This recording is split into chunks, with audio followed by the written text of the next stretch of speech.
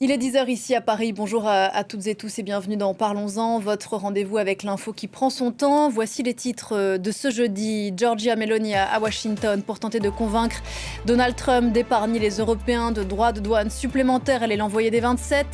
Mais elle qui se dit proche de la ligne du président américain ne risque-t-elle pas de faire cavalier seul? Certains de ses partenaires sur le vieux continent sont inquiets. Ces nouvelles frappes de l'armée israélienne dans le sud de Gaza, elles ont visé des tentes de déplacés selon les autorités locales. Elles ont fait 25 morts. Israël qui a repoussé à nouveau une conférence de presse censée expliquer les circonstances dans lesquelles ont été tués 15 secouristes palestiniens le 23 mars dernier. On y reviendra dans le journal de 11 heures. Aujourd'hui dans Parlons-en, un bicentenaire douloureux en Haïti. Les 200 ans de la reconnaissance par la France de l'indépendance de l'île des Caraïbes. Une indépendance que les Haïtiens ont payé 150 millions de francs or à l'époque à leurs anciens colonisateurs. Une dette dont le pays, l'un des plus pauvres du monde, subit toujours les effets aujourd'hui. La France peut-elle réparer? Si oui, comment? Emmanuel Macron doit s'exprimer sur le sujet aujourd'hui. Haïti, la dette de la honte? Question posée à mes invités aujourd'hui. Stéphanie Trouillard, Jacques Nézy. On sera rejoint tout à l'heure, je l'espère, par le poète Louis-Philippe d'Alembert. Merci à tous d'être là. On a beaucoup de choses à se dire. C'est Parlons-en et c'est parti.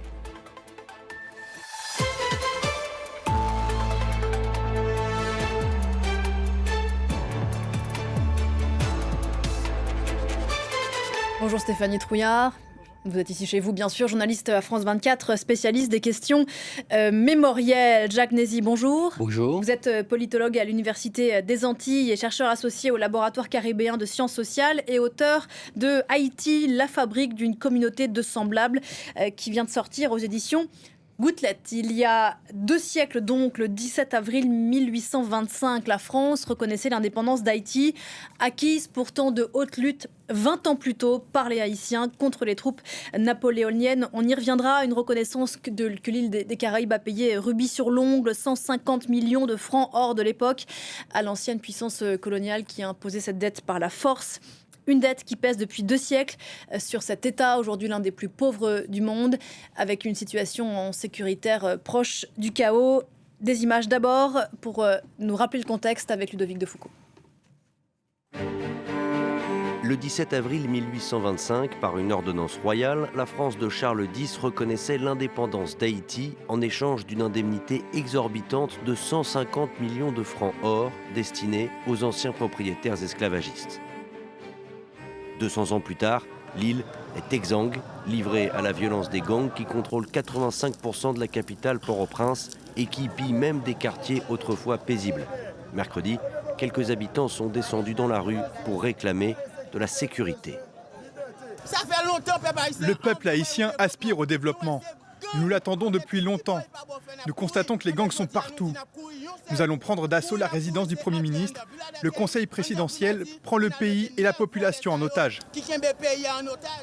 Le Conseil présidentiel de transition d'Haïti peine à enrayer le cycle de violence et le budget que le gouvernement a validé lundi pour combattre la crise sécuritaire de 175 000 $ paraît dérisoire. Selon l'ONU, les activités des gangs ont contraint plus de 60 000 personnes à fuir leur domicile en un seul mois. Au total, entre le 1er janvier et le 27 mars, plus de 1500 personnes ont été tuées et 572 autres blessées. La situation s'est considérablement aggravée ces derniers mois. On compte désormais 1 million de personnes déplacées. J'ai eu l'occasion de visiter certains sites humanitaires, ceux destinés aux personnes déplacées dans la capitale. On y voit des personnes entassées les unes sur les autres dans des espaces très exigus.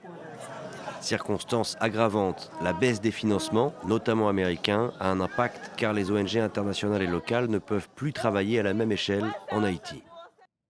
Voilà, est-ce que la situation aujourd'hui en Haïti est la conséquence, l'une des conséquences de cette dette payée à la France il y a plus de 2 siècles? C'est l'un des sujets de cette émission. Mais pour revenir au début du 19e siècle, Jacques Nézy, pourquoi est-ce que la France a mis 20 ans à reconnaître l'indépendance d'Haïti? Eh bien, d'une part, c'était une souillure pour la France, parce qu'il ne faut pas l'oublier, c'était l'armée la plus puissante du monde. Et puis, elle s'est fait abattre par des anciens esclaves, c'est vrai, aguerris.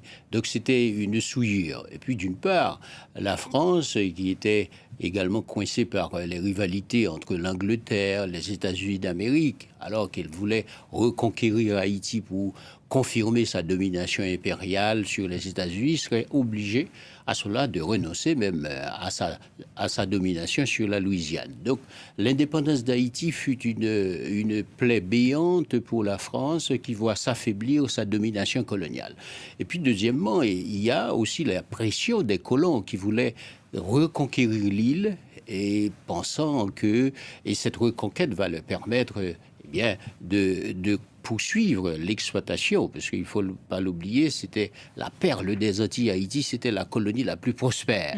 Donc les colons ne voulaient pas renoncer. Donc à tout prix, ils maintenaient la pression depuis 1804 jusqu'en 1825. Boyer, finalement, pensant que, finalement, pour avoir cette reconnaissance de l'indépendance, va proposer ce versement d'indemnité, pas pour indemniser les colons, mais pour la reconnaissance de l'indépendance. Donc il va avoir un discours qui est mal compris, parce que du côté du roi Charles X, c'est l'indemnisation des colons, mais pour le président haïtien Boyer, le versement d'indemnité correspondait à la reconnaissance de l'indépendance. On va y revenir, bien sûr. Je salue Louis-Philippe d'Alembert. Bonjour.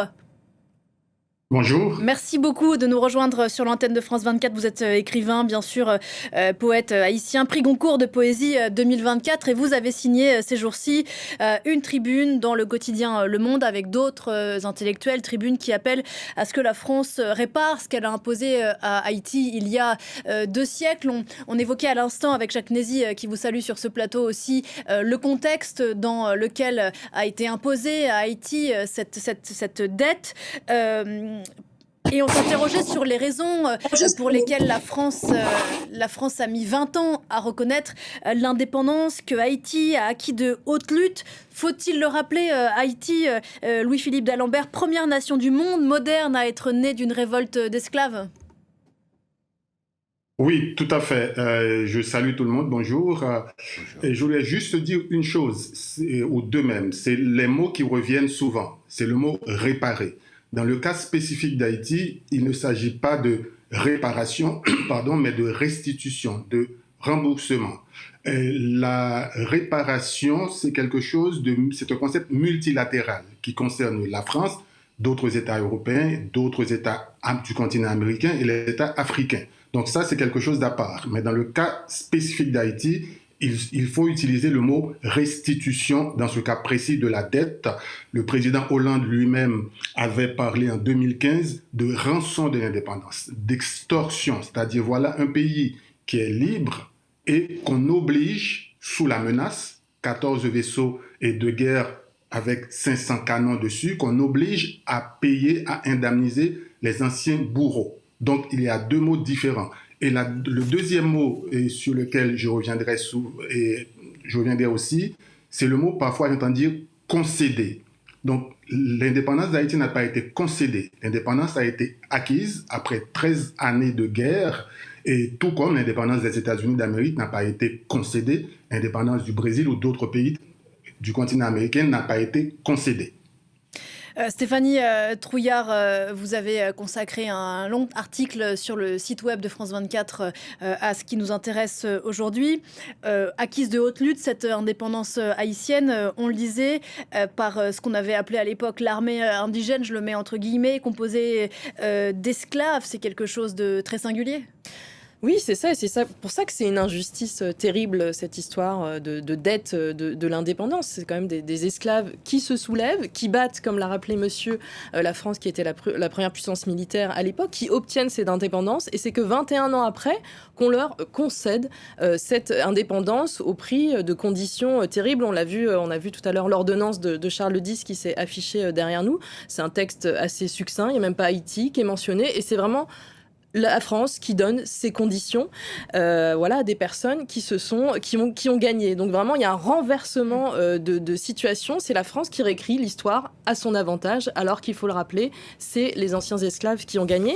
Et puis il faut rappeler aussi, donc il y a eu cette demande d'argent qui représentait à l'époque 150 millions de francs or. Aujourd'hui, on a estimé, il y a notamment une enquête du New York Times qui est vraiment remarquable, qui avait été publiée en 2022 et qui est en français, si vous voulez aller lire sur leur site, qui avait estimé que ça équivaut équivaut aujourd'hui à 560 millions de dollars. Et puis aussi, la France avait aussi demandé un tarif maritime à son avantage avec Haïti. Donc ils avaient vraiment posé leurs conditions, alors même que c'était eux qui avaient perdu ce territoire. Voilà, déclaration d'indépendance d'Haïti, 1er janvier 1804, donc 21 ans plus tôt, 21 ans avant cette exigence française. Comment est-ce qu'on est arrivé à cette somme, Jacques Nézy, comment est-ce qu'elle a été définie, cette somme de 150 millions de francs or à l'époque? Cette somme, c'est l'estimation faite par les colons, d'une part, pour essayer de compenser les dettes qu'ils avaient auprès des négociants négriers, et puis ensuite... le manque à gagner, quoi. Le manque à gagner,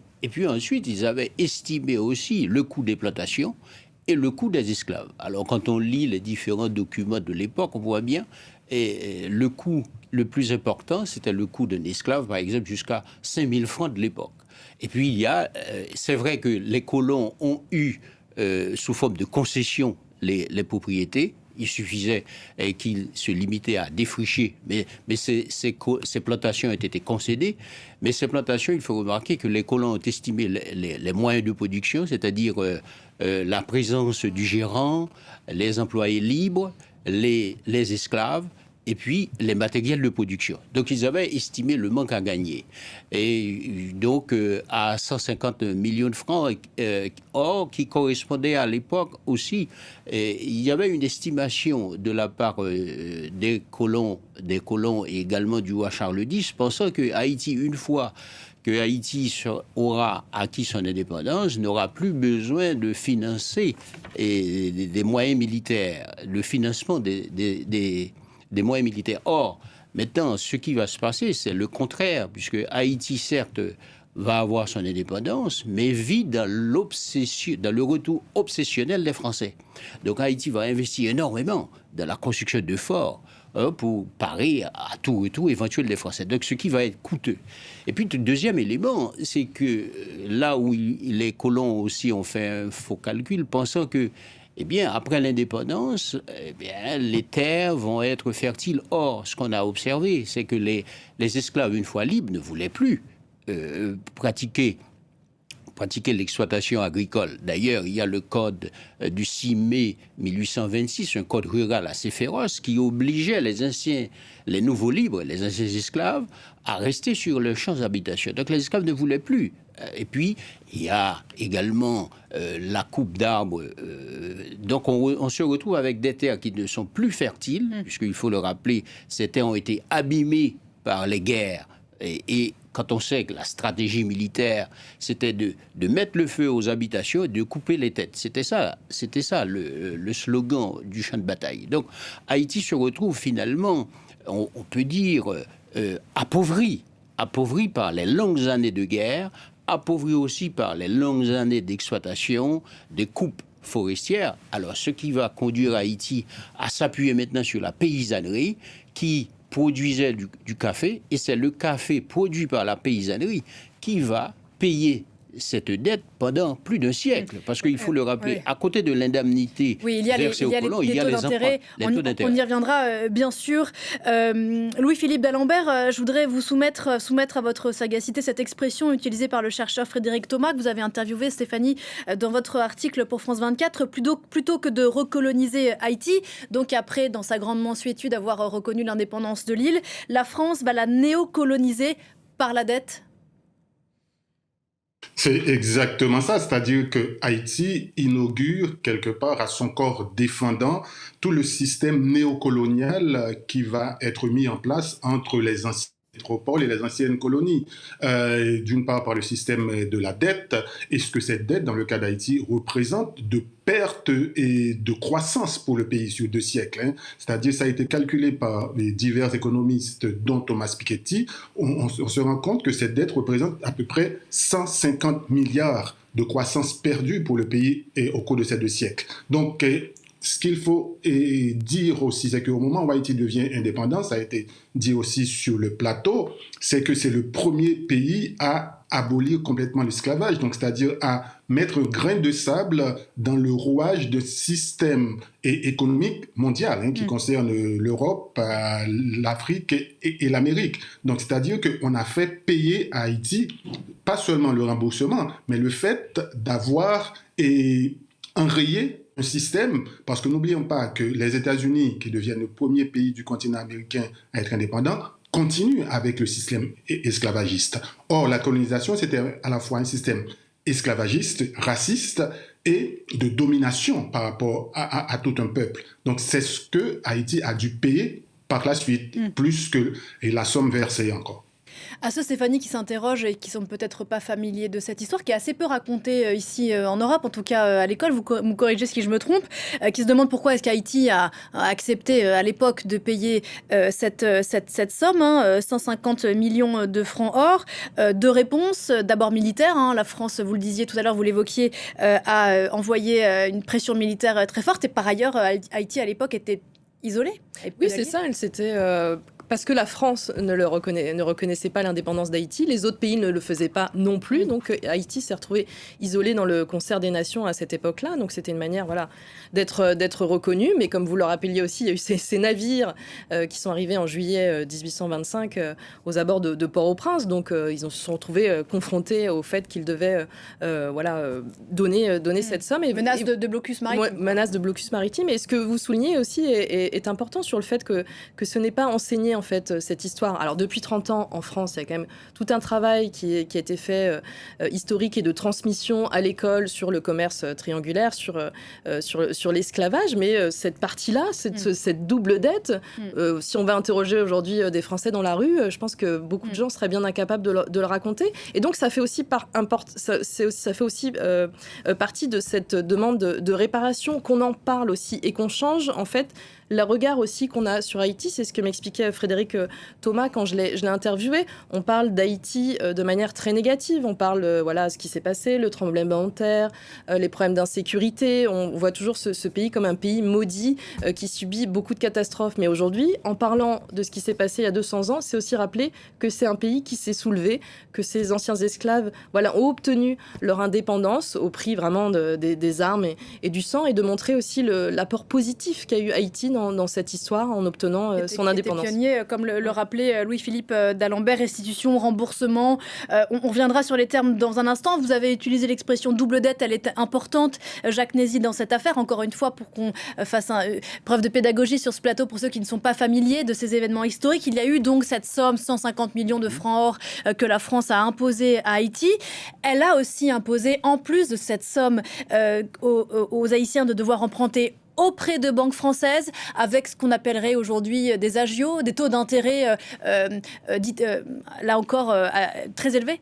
Oui, c'est une affaire assez juteuse, parce qu'on voit bien qu'il y a non seulement les négociants qui ont pu tirer des gains de cette exploitation, il y a aussi les intermédiaires financiers, et sans compter 6 à 7 000 colons et en droit qui ont pu avoir leur indemnisation. Donc, il y a toute une dynamique entretenue autour de la captation des ressources haïtiennes. Et puis, pour revenir au lien entre cette prédation et également cette occultation, il faut le voir que c'est une occultation entretenue, puisque même la bataille de 1803, ce qu'on appelle la défaite de Vertières, mais non seulement elle est occultée, mais elle... Donc la défaite des troupes napoléoniennes. La défaite des troupes de Napoléon du 18 novembre 1803, où il y a eu les pertes énormes en vies humaines du côté français et du côté haïtien, mais c'est que c'est pas inscrit dans les livres d'histoire, dans les manuels d'histoire français, mais c'est pourtant enseigné à l'école militaire, puisque c'est une défaite qui est marquante pour l'armée française, puisqu'ils ont péché par stratégie, et puis et cette occultation aussi, elle est liée à l'auto-occultation de cette double dette, et que certains historiens appellent la rançon, puisqu'il y a l'escadrille de 14 navires et équipés de plus de 400 à 500 canons, et que Boyer... Juillet 1825. Voilà, 1825. Boyer, et donc le couteau sous la gorge a accepté de reconnaître de verser cette indemnité, mais en pensant qu'il y avait une possibilité de renégocier avec l'émissaire Macao qui était dépêché sur place. Alors, même l'émissaire aussi, très, très diplomate, a dû concéder à Boyer que, il y avait une ouverture, mais il faudrait signer d'abord et arrivant en France, on pourrait renégocier. Donc, il y a eu des émissaires haïtiens qui sont venus, justement, mais tout ceci participe à la double occultation, la bataille de Vertières, la défaite de la bataille de Vertières, l'indépendance, et aussi, on peut le dire, le carcan colonial, finalement, qui s'est enfermé sur Haïti. Louis-Philippe d'Alembert, double occultation, double dette. Il faut rappeler que Haïti a donc, on le disait, dû rembourser cette dette, puis, parallèlement, les taux d'intérêt. La dette a été acquittée, je crois, sauf erreur de ma part, à la fin du XVIIIe siècle, mais Haïti a payé les intérêts jusqu'au milieu du XXe siècle, c'est ça ? Jusqu'au milieu du XXe siècle, mais la dette n'a pas été acquittée à la fin du XXe. Il y a une partie qui a été résolue avec nécessité d'emprunter de l'argent auprès d'autres banques. Mais je voudrais, sur ce que vous avez dit par rapport au milieu du XXe siècle, je me souviens que ma mère me racontait, enfant, la dernière souscription nationale qui a été faite où les enfants eux-mêmes allaient à l'école et versaient des centimes pour pouvoir finir de payer cette dette-là. Donc on est effectivement au milieu des années, au milieu du XXe siècle. Mais je voudrais rajouter 2 ou 3 choses. Pourquoi Haïti a accepté de payer parce que justement, Jacques Nézy l'a rappelé, il y avait la pression faite sur Haïti, mais il faut savoir aussi qu'autour d'Haïti, il y a, que des puissances impériales, coloniales. Donc Haïti n'a pas d'alliés, Haïti est complètement isolé. Donc un petit pays comme Haïti ne peut que accepter. Ensuite, il va y avoir la mise en place du système bancaire qui va pour permettre à Haïti de rembourser, il faut emprunter de l'argent auprès de banques françaises, dont une banque qui est, pour ne pas le nommer, et qui est le CIC, donc actuelle les filiales du Crédit Mutuel, qui vont créer, dans la deuxième moitié du 19e siècle, une soi-disant banque nationale haïtienne, mais en fait qui est contrôlée par le CIC depuis Paris. Donc tout ça va charger encore plus, cette histoire de dette avec ça comptait les intérêts et les commissions qu'il fallait payer aux banquiers. Donc, et dernière chose, vous parlez tout à l'heure, ça n'a pas été enseigné, justement, il y a une forme, c'est ce qu'on dit dans la tribune avec les autres, avec notamment Yannick Laens, Michel Pierre-Louis, Jean Casimir et Gary Victor. On parle de amnésie construite. Une amnésie qui a été construite pour justement empêcher que les gens en France aujourd'hui ne soient pas au courant de ce fait. Stéphanie Trouillard, ce que dit Louis-Philippe d'Alembert est saisissant, qui se souvient enfant avoir dû apporter des centimes à l'école pour continuer à payer cette dette. Vous évoquiez, Stéphanie, cette enquête qui a fait grand bruit 2022 dans le New York Times, qui a fait des calculs donc pour remettre en valeur des dollars d'aujourd'hui, donc l'équivalent de la somme exigé par la France 560 millions de dollars. Et les experts étaient arrivés à la conclusion que les paiements à la France avaient coûté à Haïti entre 21 et 115 milliards de dollars en perte de croissance économique sur la longue durée. Les historiens ont montré ces 30 dernières années que s'il n'y avait pas eu cette dette, pour le dire simplement, le destin d'Haïti aurait été tout autre. Oui, c'est ça. C'est si cette somme-là qu'on estime à 560 millions de dollars d'aujourd'hui avait été injectée dans l'économie, ça aurait rapporté à terme, alors vraiment la fourchette est assez grande, entre 21 et 115 milliards de dollars. Et notamment dans le New York Times, il faisait une comparaison qui était intéressante, parce que c'est vrai que ça paraît un peu ces sommes abstrait. Il disait que si Haïti donc n'avait pas eu à indemniser ses anciens maîtres, son revenu par habitant en 2018 aurait été près de 6 fois plus élevé et comparable à celui de la République dominicaine voisine. On compare souvent les deux pays. Donc c'est ça, c'est vraiment Haïti aurait pu avoir un autre destin s'il n'y avait pas eu cette ordonnance de 1825 et cette demande de remboursement. Avec cet argent, Jacques Nézy, alors sans faire je cherche le mot, de mauvaise comparaison, on ne peut pas refaire l'histoire bien sûr,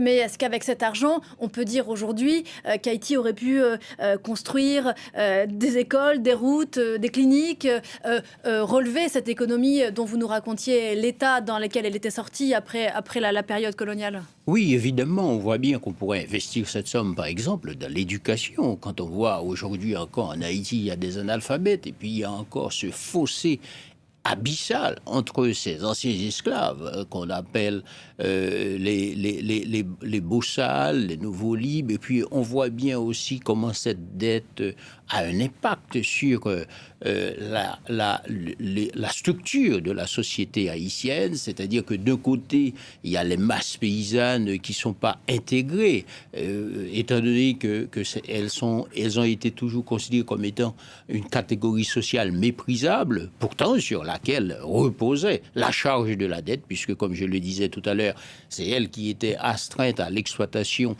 du café qui payait cette dette, et puis c'était elle aussi qui était obligée de pratiquer la coupe forestière d'arbres pour faciliter l'exportation et payer encore la dette. Donc cette masse d'anciens esclaves, cette masse aujourd'hui analphabète, reléguée, on peut dire, à l'arrière-plan de la société haïtienne. D'où cette idée, j'ai développé dans ce livre, de communauté de semblables, puisque aujourd'hui encore, il manque ce lien social entre les différentes catégories sociales, celles qui ont été déjà spoliées dès l'abolition de l'esclavage, et celles d'aujourd'hui. Il y a ce contrat social qui n'est pas encore construit. On peut dire que le fait qu'Haïti a dû payer cette dette participe aujourd'hui à cette inégalité abyssale entre les différentes catégories sociales. Oui, parce qu'on n'oublie pas non plus que la responsabilité de la France est immense. Il y a aussi la responsabilité dans l'histoire d'Haïti, d'un système aussi qui s'est largement nourri de la corruption. Je pense bien sûr aux années Daladier. Sur ce qui vient d'être dit, Louis-Philippe d'Alembert, sur le fait que cette dette est pesée lourd sur l'absence de contrat social en Haïti, votre analyse? Je suis tout à fait d'accord. Il ne fait aucun doute que cela a perturbé d'une certaine façon le processus de développement du pays, dans la mesure où le peu d'argent qui restait a servi, et Jacques Nézy l'a appelé, Madame Trouillard aussi, a servi à construire un système de défense contre le retour et le retour des Français. Donc cela a perturbé complètement le processus de développement du pays. Donc, c'est quelque chose sur lequel il faut vraiment insister. Et moi, avant qu'on termine, je reviendrai aussi sur la nécessité de parler de restitution et pas de réparation. On va y venir, la réparation, c'est autre chose. Et je reviendrai aussi sur la nécessité de parler du fait que ça a été une indépendance acquise. Donc, et c'est un pays souverain. Haïti, à ce moment-là, c'est un pays souverain qui va être soumis à une dette. Donc cette dette a complètement bloqué le processus de développement du pays. En même temps, bien entendu, ce qu'on nous répète assez souvent, pour quelque part sortir minimiser plutôt le déni du côté français, c'est de dire qu'il y a eu aussi des élites haïtiennes corrompues. Ça, c'est vrai, on le sait, et bien entendu. Mais la corruption, ce n'est pas quelque chose propre à Haïti, c'est propre à la plupart des pays dans le monde, et encore plus des pays qui sont issus, de la colonisation, dans la mesure où souvent cette corruption des élites est appuyée par les anciennes métropoles. Bien sûr, je fais un mea culpa à l'instant, ma langue a fourché. Je voulais bien sûr parler du régime Duvalier en Haïti. Pardonnez-moi. Pour rebondir aussi avec vous, Louis-Philippe d'Alembert, sur ce que disait Jacques Nézy, sur ce que, au-delà de la question économique qui est bien sûr fondamentale, sur ce que cette double dette a eu comme conséquence sur la psyché collective haïtienne, sur la représentation que les Haïtiens ont eue d'eux-mêmes depuis 2 siècles, sur ce que ça veut dire de devoir payer pendant 2 siècles collectivement une dette à ceux qui ont été à ceux qui ont représenté le colonialisme. Qu'est-ce que ça a créé comme représentation dans la psyché? Ça a créé quelque chose, paradoxalement, c'est quelque chose dont les Haïtiens sont extrêmement fiers, c'est-à-dire fiers d'abord d'avoir conquis leur indépendance, les armes à la main, ensuite d'avoir payer cette dette imposée jusqu'au dernier centime. Donc il y a beaucoup de fierté, il y a beaucoup d'orgueil. Le peuple haïtien, malgré la pauvreté, c'est un peuple très très, très fiers. Et cette idée d'avoir vaincu la puissance coloniale la plus importante de l'époque, ça participe, je dirais, de la construction identitaire de l'haïtien d'aujourd'hui. Tout le monde, même les illettrés, savent qu'en 1803, Haïti a remporté une victoire énorme et on en parle. Et ensuite, justement, tout à l'heure, on parlait d'isolement d'Haïti, ce qui était vrai, mais pour briser cet isolement, ce qu'Haïti a fait et qu'on ne connaît pas partout dans le monde, c'est que Haïti a aidé à la libération des autres pays d'Amérique du Sud, notamment le Venezuela, la Colombie, la Bolivie. Quelqu'un comme Simon Bolivar est arrivé en Haïti, il a reçu de l'aide avec des armes, des bateaux, de l'argent, des hommes. Il y a encore des chansons dans le folklore haïtien qui racontent cette aide que Haïti a apportée à Simon Bolivar. Quelqu'un est comme Antonio Maceo ou José Martí à Cuba, c'est les mêmes. Ces gens, ces guerres de libération sont partis aussi d'Haïti, ces hommes-là. Il y en a d'autres, des Mexicains et tant d'autres. Donc, ça veut dire que Haïti a été, non seulement s'est libérée elle-même, mais Haïti a contribué à la libération d'autres pays de l'Amérique du Sud, de l'Amérique centrale comme le Mexique et de la Caraïbe.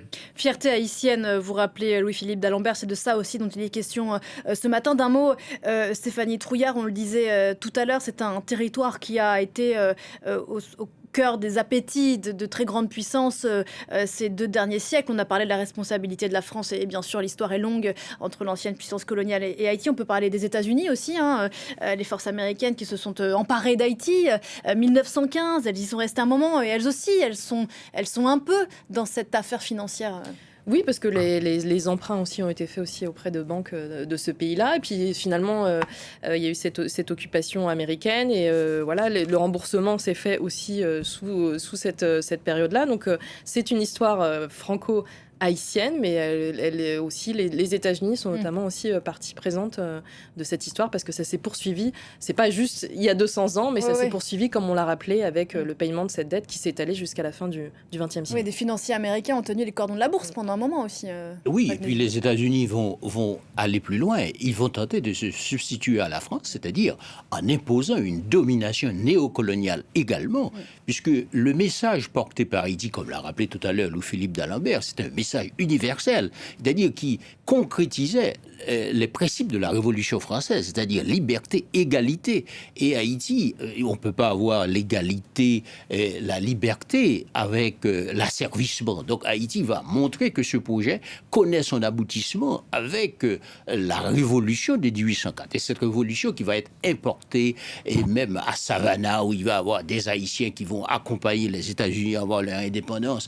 Mais cet engouement d'Haïti pour la liberté ne fut pas payant. Par exemple, certes, il a aidé les pays latino-américains, mais pourtant, ces pays l'ont exclu du Congrès de Panama. Et puis, on voit bien aussi, les États-Unis vont tout faire pour essayer de montrer que, eh bien, la principale puissance de l'hémisphère, ce sont les États-Unis et non Haïti. Or, Haïti, certes, par sa dimension territoriale, n'est pas un grand, mais pour le message qu'elle porte, on peut dire que c'est un grand et que les États-Unis n'ont jamais accepté, c'est-à-dire la portée du message haïtien, puisque sur le territoire avait encore des esclaves, et dans le sud notamment des États-Unis d'Amérique. Donc, il va y avoir une lutte pour essayer de faire en sorte que la puissance européenne soit affaiblie à partir de 1915, où les États-Unis vont tout faire pour essayer d'affaiblir la domination européenne en s'appuyant sur les Levantins, sur d'autres catégories sociales, et en même temps, depuis, en participant à tout ce qui se fait de près ou de loin à l'organisation du pouvoir politique. Voilà, on a brossé à très rapide cette histoire haïtienne sur 2 siècles qui est donc passée d'une emprise française à une emprise américaine et puis à la dictature, on s'en souvient. Pour revenir au sujet qui nous intéresse aujourd'hui, ce bicentenaire et cette prise de parole annoncée d'Emmanuel Macron, Louis-Philippe d'Alembert, au mois de janvier dernier, le président du Conseil présidentiel de transition à Haïti disait précisé sur France 24 qu'il avait évoqué avec Emmanuel Macron la question de la restitution. C'est le mot que vous avez employé tout à l'heure et auquel vous tenez, je crois. Vous plaidez en ce sens, vous l'avez répété ces dernières heures, ces derniers jours dans une tribune dans Le Monde. À quoi pourrait ressembler cette restitution ? Oui, donc j'en parle pas seulement de la dernière tribune, c'est-à-dire j'en parle au moins depuis 2004, depuis le bicentenaire de l'indépendance d'Haïti. J'avais fait une première tribune dans Libération, ensuite en 2010, il y a eu une autre tribune que j'ai écrite dans Libération après le tremblement de terre. Et j'ai bien aimé aussi qu'on ait parlé du rôle des États-Unis dans, si vous voulez, la situation actuelle d'Haïti, mais qui a commencé justement depuis l'occupation des États-Unis, qui a duré entre 1915 et 1934. Donc, il faut dire qu'à un moment donné, il y a eu entre ces deux puissances, entre les États-Unis et la France, une forme d'entente autour d'Haïti. Et quand le président Aristide, donc maintenant on n'est pas en train de parler de son, comment dire, de ce qu'il a pu représenter ou pas, si c'était un apprenti dictateur ou pas, là n'est pas la question. Mais quand le président Aristide a introduit cette question, eh bien, c'est le seul moment où la France et les États-Unis se sont entendus pour amener au renversement, comment dire, du président Aristide. Donc maintenant, est-ce qu'on peut, par exemple, aujourd'hui parler de restitution? Oui, il faut parler de restitution. Quelle forme ça prendrait? J'espère que ça ne prendra pas une forme d'une énième commission, parce qu'on sait qu'en France, dès qu'il y a un problème un peu difficile à gérer, on parle de commission. Dans le cas justement de cette restitution, il y a eu une première commission à l'époque, qui avait été présidé par Régis Debray et sous le gouvernement de François Hollande. Et l'ordre qu'avait reçu cette commission sur un ancien ambassadeur de France en Haïti, ça a été de ne pas utiliser le mot restitution, de ne pas en parler. Maintenant, quelle forme ça peut prendre? Il faut d'abord acter le fait qu'il y aura restitution. Et à partir du moment où c'est acté qu'il y a restitution, à ce moment-là, on peut envisager les formes éventuelles de cette restitution. La commissionnite française Stéphanie Trouillard, le président français est très attendu sur la question. Alors pour l'instant, on s'oriente quand même vers l'idée d'une commission, voilà, parce qu'il y a eu déjà des premiers éléments qui ont été fournis par l'Élysée hier. Donc selon l'Élysée, Emmanuel Macron doit reconnaître aujourd'hui la force injuste de l'histoire qui a frappé Haïti dès sa naissance et devrait lancer un travail historique. Donc on s'oriente quand même vers une commission. Alors est-ce qu'elle sera internationale entre Haïtiens et Français? Mais l'idée, ce serait de faire travailler des experts, notamment des historiens, pour évaluer finalement quel a été le frein aussi au développement pour Haïti. Alors est-ce que ça pourra amener à une restitution si on définit vraiment quels ont été les dommages pour Haïti avec cette ordonnance? On ne le sait pas encore. Et en tout cas aussi, l'Élysée a parlé d'un travail de reconnaissance et pas de repentance aussi, parce qu'il y a toujours cette question des excuses. Voilà, mais en tout cas, aujourd'hui, il devrait y avoir une reconnaissance de ce qui s'est passé avec cette double dette. Mais pour l'instant, je pense vraiment qu'on s'oriente vers dans un premier temps, en tout cas, vers une commission. Voilà, la commission, Monsieur d'Alembert, ça vous irrite, une nouvelle commission? Oui, c'est une énième commission et on va encore reparler de la chose. C'est-à-dire que si on prend l'idée, par exemple, des objets qui ont été restitués aux pays africains ou des objets qui ont été volés, par exemple, à des Juifs en France ou dans d'autres régions du monde qui ont été restitués à ces familles-là ou à ces pays-là. Donc, je crois qu'il faudrait d'abord établir le fait qu'il y aura restitution. Parce que des commissions, il y en a déjà eu. Des commissions, et ça, c'est une forme de manœuvre, j'ai envie de dire, dilatoire, qui va renvoyer le problème à un autre gouvernement, qui va encore renvoyer le problème à un autre gouvernement. Et donc, du coup, on n'aura pas acté sur l'essentiel, c'est qu'il y a une extorsion, il y a une rançon injuste, une expropriation à un peuple qui était déjà indépendant, un peuple souverain, et qu'on a obligé à payer quelque chose. Donc maintenant, bien sûr que le travail des historiens, on ne peut pas le minimiser, mais si on prend ne serait-ce que l'enquête du New York Times qui a été menée sur 1 an, on a pratiquement toutes les données. Il y a d'autres historiens, et d'autres historiens français, historiens haïtiens, franco-haïtiens, comme par exemple Gusty Gaillard. On a l'économiste Thomas Piketty qui en a déjà. Tout ce travail-là a été déjà fait. Maintenant, il suffit d'en faire une synthèse et justement d'arriver à dire est-ce qu'on va restituer ou non? Là est la question. Il y a des voix qui vont dans ce sens. Aujourd'hui en France, Jacques Nézy, je pense à cette autre tribune dans Le Monde, décidément, c'est là qu'on s'exprime ces jours-ci, des maires de La Rochelle, de Bordeaux et de Nantes qui furent les principaux ports négriers français qui soutiennent la nécessité d'une politique de réparation à l'égard d'Haïti.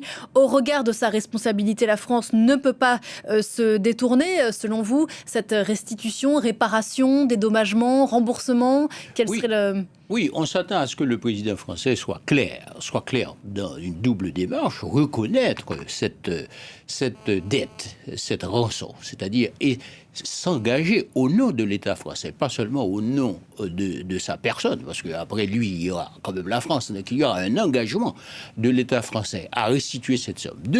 Et ensuite, il y a aussi des commissions en Haïti qui travaillent là-dessus, c'est-à-dire à financer, par exemple, des projets de développement qui permettent à Haïti de rattraper son retard, par exemple en matière de la science, en matière d'infrastructures. Des projets supplémentaires, parce que la France finance déjà, sauf erreur de ma part... Pas ces projets dictés par la coopération française, mais des projets qui soient de préférence les choix des Haïtiens. Et on ne parle pas de la coopération qui a existé précédemment. Et on voit bien assez souvent, le bilan, il est très souvent mitigé. Là, on parle on est dans un autre registre, c'est-à-dire avec implication en amont des acteurs haïtiens, et également des projets qui permettent d'assurer le développement d'Haïti, développement qui permettrait à Haïti de rattraper son retard. Donc la Commission, sans doute, elle aurait pour fonction de spécifier, sans doute, les projets qu'on pourrait financer, par exemple,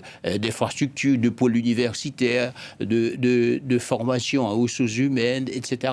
En matière énergétique, Haïti a des retards colossaux dans ce domaine. Donc je pense que, par exemple, ces fonds pourraient permettre de rattraper ce retard. Et puis, la Commission, on sait très bien que cette Commission peut aller très vite, puisque, comme l'a rappelé tout à l'heure Louis-Philippe d'Alembert, tous les documents sont connus, puisque aujourd'hui encore, grâce à cet anniversaire, il y a beaucoup d'informations qui sont publiées là-dessus. Et puis, on s'attend aussi à ce que l'enseignement français en fasse une appropriation juste de ce passé français. Stéphanie ?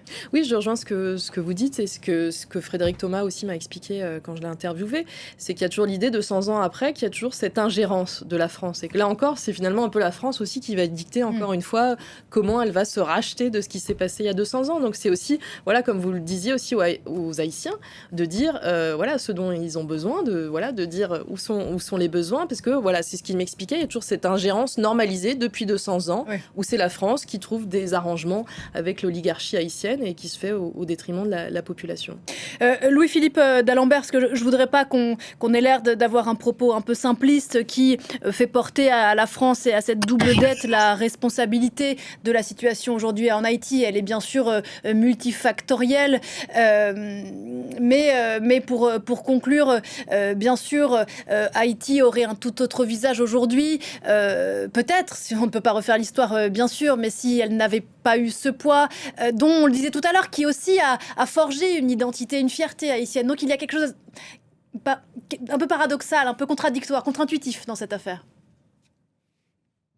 Oui, c'est vrai que c'est un peu, paradoxal, mais en même temps, comme vous l'avez dit, il ne s'agit pas, encore une fois, de faire porter la responsabilité uniquement à la France. Donc, on en a parlé tout à l'heure, on a parlé de la responsabilité des États-Unis, on en a parlé de la responsabilité des élites haïtiennes, mais le point de départ, c'est d'une part la colonisation, l'esclavage, mais ensuite, c'est surtout la dette inique, injuste qu'on a fait payer à un État souverain.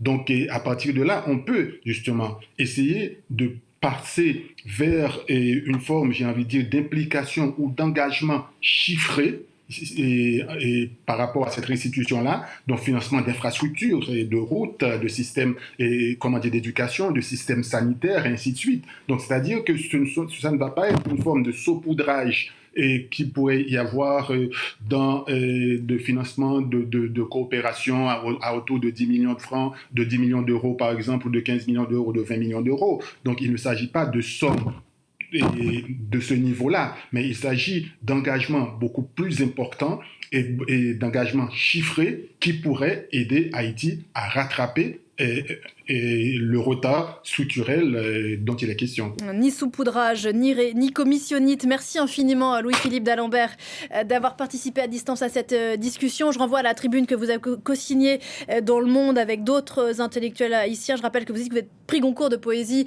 2024. On connaît la scène artistique haïtienne qui est extraordinaire. Merci encore Jacques Nézy, merci beaucoup d'être venu sur ce plateau. Je rappelle le nom de votre livre, Haïti, la fabrique d'une communauté de semblables, expression dont vous nous expliquiez tout à l'heure les racines, qui est sortie aux éditions Gouttelettes, c'est ça. Stéphanie Trouillard, merci beaucoup à vous de votre venue sur ce plateau. Vous êtes ici chez vous. Je renvoie à l'article que vous avez consacré à cette affaire sur le site web de France 24. On vous retrouvera sur un tout autre sujet dans pas longtemps à l'occasion des commémorations de l'anniversaire du 8 mai 45. Et nous, on se retrouve dans un quart d'heure pour la suite de ce rendez-vous d'info. À tout à l'heure.